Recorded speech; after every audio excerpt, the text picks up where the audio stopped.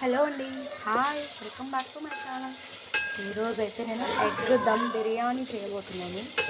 అది కూడా రైస్ కుక్కర్లో ఎలానో చూసేయండి. ఎగ్ దమ్ బిర్యానీకి ఇదిగోండి ఆనియన్స్ అండ్ టొమాటోలు ఏదో మంచిగా మగ్గనివ్వాలి. మూత అయితే పెట్టేద్దాం. నేను స్పైసెస్ ఏం వేయలేదన్నమాట. మార్నింగ్ ఫ్రైడ్ రైస్ చేద్దామని రైస్ అనేది బాయిల్ చేసి పెట్టుకున్నాను. అండ్ ఇది కొంచెమే ఉంది. ఈ పూట అయితే సరిపోయిందండి నాకు పిల్లలకి, అందుకని ఇది చేస్తున్నాను. ఇది ప్రాసెస్ ఒక్కొక్కటి చూపిస్తాను. చాలా ఈజీగా చేసుకోవచ్చు మనము. మంచిగా కుక్ అయిపోతుంది. మూత అయితే ఓపెన్ చేసి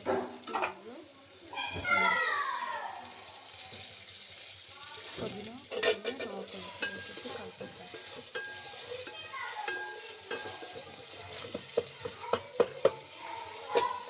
మళ్ళీ అయితే ఓపెన్ చేసేసి ఒక హాఫ్ టేబుల్ స్పూన్ అల్లం ఉల్లి పేస్ట్ అయితే వేసేసుకున్నాను. కొంచెం వేస్తే అనమాట, ఎందుకంటే కొంచెమే కదా, అరగిద్ద కూడా చేయట్లేదండి రైస్, ఇంకా తక్కువ చేస్తున్నాను అనమాట. అందుకని ఎగ్స్ అయితే బాయిల్ అయిపోయింది.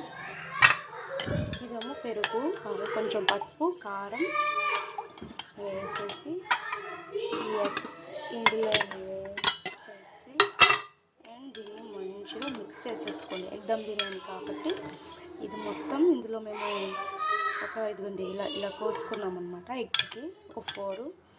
ఇప్పుడు ఇలా పెట్టేయాలన్నమాట. ఇందులో నేను కొంచెం మిల్క్ వేసాను. చాలా బాగుంటుంది అనమాట. టేస్ట్ ఏంటంటే కమ్మగా ఉంటుంది.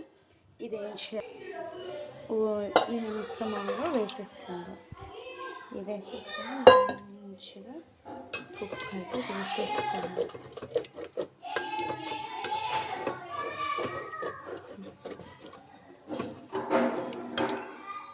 ఓకే, ఒక 5 మినిట్స్ అయితే పెట్టేయండి, మూత పెట్టేయండి. ఇదిగోండి ఇలా అయితే మంచిగా కుక్ అవుతుంది. దీని ఎగ్స్ అయితే ఇందాక వేసాను, మళ్ళీ తీసాను అనమాట. ఎక్కువ కుక్ అవ్వకూడదు కాబట్టి ఎగ్స్ అనేది తీసాను కొంచెం. ఇప్పుడు ఇది అనేది మంచిగా కుక్ అయిపోతుంది. దీనిపైన ఇప్పుడు మనం రైస్ అనేది వేసేసుకోండి. రైస్ అనేది ఆల్రెడీ బాయిల్ చేసి పెట్టుకున్నాను కదా, ఈ రైస్ వేసేసి మంచిగా చిల్ చేసేసుకొని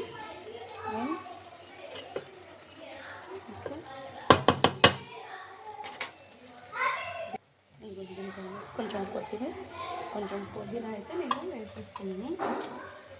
అయిపోయిందండి. ఇంకా దమ్ ఇచ్చేస్తే ఇంకా అయిపోయింది. అది కూడా దమ్ అయిన తర్వాత కూడా చూపించేస్తాను. ఓకే.